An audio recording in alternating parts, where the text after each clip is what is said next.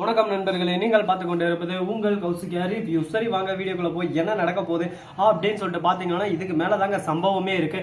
அப்படி என்னடா சம்பவம் நடக்க போகுது, சம்பவம் செய்யறவனுக்கே சம்பவமா அப்படின்னு சொல்லிட்டு பாத்தீங்கன்னா ஆமாங்க, கரெக்டா நம்ம மல்லி இருக்காங்களா அவங்க இருந்து கரெக்டா விஜய் கிட்ட பேசுறதோ பாருங்க. விஜய், நான் சொல்றது எல்லாமே சொல்லிட்டேன், இதுக்கு மேல உங்க இஷ்டம். நீங்க தேவையில்லாம ஒரு பக்கம் சுடரியை நம்பிக்கிட்டு சுடரிதான் எல்லாம் சுடரிதான் எனக்கு அப்படின்ற மாதிரி ரேணுகாவை தூக்கி வச்சு பேசினிருக்கீங்க. ஆனா உண்மையை சொல்ல போனா அவர் ரேணுகாவே இல்லை, அவ சுடரி. அவ அந்த உண்மை தெரியாம நீங்க ரொம்ப தெனாட்டலாவும் அகங்காரத்தோட சுத்தின்னு இருக்கீங்க. கூடிய விரைவில் கூடிய சீக்கிரம் உண்மைகள் தெரிய வரும். அப்ப எல்லாருக்கும் ஒரு பக்கம் செருப்ப கத்தின்னு அடிச்ச மாதிரி பளிச்சுன்னு இருக்கும். அப்பவே மல்லி சொன்னாடா, ஆனா மல்லி பேச்சை கேட்கலையே. மல்லி எல்லாம் ஒரு ஆளான்னு சொல்லிட்டு நீங்க எல்லாரும் யோசிச்சீங்க. ஆனா அந்த யோசனை எல்லாமே ஒரு பக்கம் தப்பு அப்படின்னு சொல்லிட்டு உங்களுக்கு புரிய வரும்.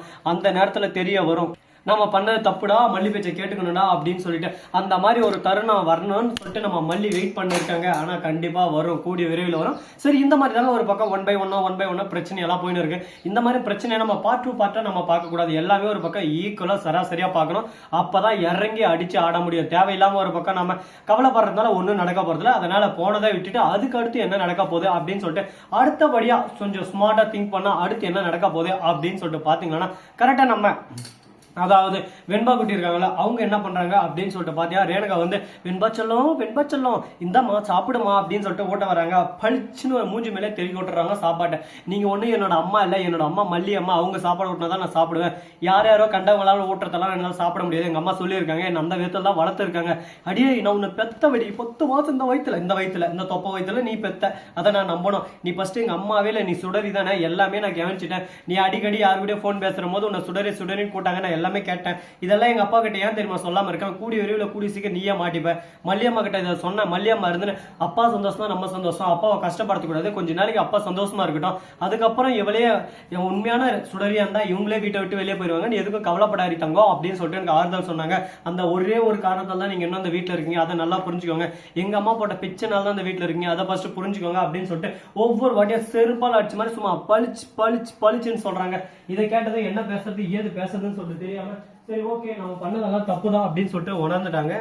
இதுக்கப்புறம் என்னதான் சொன்னாலும் ஏதாவது சொன்னாலும் உங்களுக்கே நல்லா புரிஞ்சுட்டு இருக்கும், இதுதான் உண்மை, இதுதான் சதாப்தம் நிதார்த்தம் அப்படின்னு சொல்லிட்டு நல்லாவே உங்களுக்கு புரிஞ்சுட்டு. சரி, இந்த மாதிரி எல்லாம் ஒரு பக்கம் பிரச்சனைகள் போயிட்டு இருந்தாலும் அதே சமயத்தில் மறுபக்கம் என்ன நடக்குது அப்படின்னு சொல்லிட்டு பாத்தியா, நம்ம கதிரேசன் இருக்காரு, அவர் வந்து ஒரு பக்கம் ஹாய் ஜாய் அப்படின்னு சொல்லிட்டு ரொம்ப தூரம் போயிட்டு வந்திருக்காரு. எதுக்காக அப்படின்னு சொல்லிட்டு பாத்தியா, அவர் போய் எப்படியான இந்த டெண்டர் நம்மளுக்கு கிடைச்சணும்னு சொல்லிட்டு போனாரு. அந்த இடத்துல போனா டெண்டரும் கிடைக்கல, ஒரு டிண்டனும் கிடைக்கல. என்னடா இது எஸ் கதிரேசா, உனக்கு இந்த நிலவையாடாடியா கதிரேசா, போய் கொட்டேஷனை போட்டு பார்த்தா இவர் கொட்டேஷனுக்கு கரெக்டா 0.5 அப்படின்னு சொல்லிட்டு எக்ஸ்ட்ரா போட்டு கம்மி பண்ணி அதை வந்து கொட்டேஷன் தள்ளின்னு போயிட்டா. என்னடா இது இவ்வளவு வித்தியாசத்துல இப்படி இது யாரோ தெரிஞ்சவங்க இந்த மாதிரி பண்ணியிருக்கான், யாரா இருக்கும் என்ன இருக்கும் அப்படின்னு சொல்லிட்டு தீவிரமா யோசிக்க ஆரம்பிக்கிறாங்க. அந்த படுபாவி யாரு யாரு யாரு அப்படின்னு சொல்லிட்டு தீவிரமா ஒரு பக்கம் யோசனை எல்லாமே ஒரு பக்கம் மைண்டுக்குள்ள ஃபுல் போக்கஸ், யாரா இருக்குன்னு சொல்லிட்டு. ஏன்னா சும்மா விடக்கூடாதுங்க, சாதாரணமா இருந்தாலே இது சரித்திரமா மாத்திர நம்ம கதிரேசன் இருக்காரு, அவரு ஜெயிக்க வேண்டிய விஷயம். இந்த மாதிரி கோடி கணக்கில் இப்போ ஒரு 2 மந்த்தா நஷ்டம் ஆகின்னு இருக்கு. இதுக்கெல்லாம் காரணம் இந்த ரேணுகா என் பொண்ணு வந்து தந்தா இந்த மாதிரி நடந்துன்னு இருக்கும். ஒருவேளை அவன் என் பொண்ணா இல்லாம இருந்தா என்ன,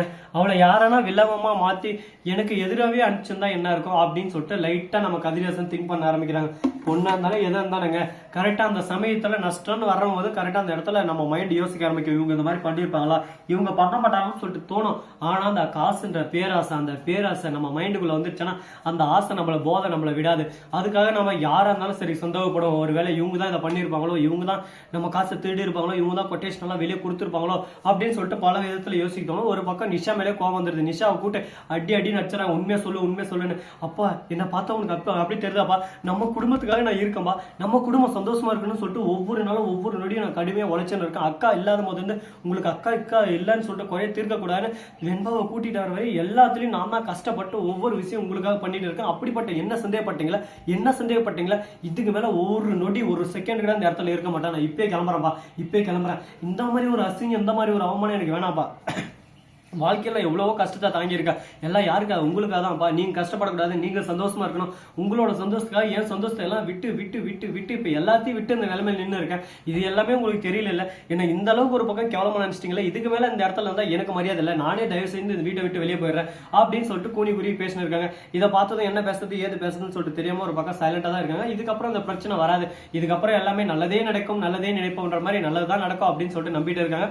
அது போல நடக்குமா நடக்காதா அடுத்து என்ன நடக்க போகுது அப்படிப்பட்ட சுவாரஸ்யம் நிறைஞ்ச விஷயத்தை தாங்க நாம 1 by 1 நம்ம சீரியல் ரிவ்யூல பார்க்க போறீங்க. அது மட்டும் இல்லாம மறுபக்கம் என்ன நடக்க போகுது அப்படின்னு சொல்லிட்டு பாத்தீங்கன்னா எப்படியோ ஒரு வழியா பொங்கல் முடியவும் மறுபக்கம் நம்ம இலக்கிய சீரியலை முடிச்சிட்டாங்க. அது ஒரு பக்கம் நிறைய ஆடியன்ஸுக்கு இலக்கிய சீரியலை இன்னும் பெட்டரா நாங்க கொண்டு போகணும் தானே சொன்னோம். நாங்க யாரும் அதை முடிக்கணும்னு சொல்லிட்டு ஆசைப்படல, முடிக்கணும்னு சொல்லிட்டு சொன்னோம். ஆனா அது வந்து இன்னும் பெட்டரா கொண்டு போகணும் அப்படின்ற ஒரு ஆசையினால தான் சொன்னோம். ஆனா நீங்க இருந்து பொசுக்குன்னு சீரியலே முடிச்சிட்டீங்களாப்பா, அதை பார்க்கும்போது எங்களுக்கு எவ்வளவு கஷ்டமா இருக்கு தெரியுமா. அந்த டைமிங் வந்தாவே இலக்கியான்னு சொல்லிட்டு காதுக்குள்ள குயின்னு மண்டைக்குள்ள குயின்னு ஓடுது. ஆனா அப்படிப்பட்ட விஷயத்தை இவ்வளவு சாதாரணமா விட்டுட்டீங்களா அப்படின்னு சொல்லிட்டு ஒரு பக்கம் ஆடியன்ஸ் எல்லாம் கொந்தளிச்சுன்னு இருக்காங்க. என்னங்க பண்றது, நம்ம டைரக்டர் ரொம்ப நொந்து நூடுல்ஸ் ஆயிட்டாரு, அதனால வேற கான்செப்டுக்குள்ள கொண்டு போலான்னு பார்த்தா எல்லா சீரியலும் ஒரே கான்செப்ட் தான். இவனுக்கு அவன் அவனுக்கு அவன் அவளுக்கு அவன் இவனுக்கு அப்படின்னு சொல்லிட்டு மாத்தி மாத்தி மாத்தி மாத்தி அரசமாவே அரிசி ஊத்திட்டு இருக்காங்க. அதனால என்ன பண்ண முடியும் சொல்லுங்க பார்க்கலாம். இதுக்கப்புறம் என்னால தாங்க முடியாதுப்பா, இவ்வளவுதான் எங்களுக்கு அது தெரியும் அப்படின்ற மாதிரி அந்த கான்செப்டை க்ளோஸ் பண்ணிட்டாங்க. யார் யாருக்கு இலக்கிய சீரியல் முடிஞ்சது சந்தோஷமா இருக்கு, இல்ல இலக்கிய சீரியல் மீண்டும் வந்தா ரொம்ப சந்தோஷமா இருக்கும். ஆனா இலக்கிய சீரியல் இவ்வளவு சீக்கிரம் டக்குன்னு முடிஞ்சிருக்கா. ஆனா ஒரு சீரியலை வந்து முடிச்சிட்டாங்க. அந்த சீரியல் முடிக்காம தான் வேற மாதிரி தரமா இருந்துக்கும். அந்த சீரியல் நேம் சொன்னா உங்களுக்கு டக்குன்னு ரோஜா சீரியல் அது வேற மாதிரி இருந்துச்சு. ஒரு பக்கம் அர்ஜுன் ரோஜா அவங்க கான்செப்ட் அவங்களோட இதே ஒரு கனெக்ஷனே வேற மாதிரி இருந்துச்சு. அந்த சீரியல் இருந்தா ரொம்பவே சந்தோஷமா இருந்திருக்கும். பார்ட் 2 கொண்டு வந்தாலும் மகிழ்ச்சி தான். ஸோ நண்பர்கள் இந்த வீடியோ பிடிச்சிருந்தா லைக் பண்ணுங்க, கமெண்ட் பண்ணுங்க, ஷேர் பண்ணுங்க, டெண்டிங் மேல தட்டி விட்டு போங்க. அப்பதான் நான் போற அடுத்த வீடியோ உங்களுக்கு உடனுக்குடன் நோட்டிபிகேஷன் வந்து கொண்டே இருக்கும். மிக்க நன்றி, தேங்க்ஸ் ஃபார் வாட்சிங், டாடா, see you, நன்றி, வணக்கம், முதல் நம்பர் தருக.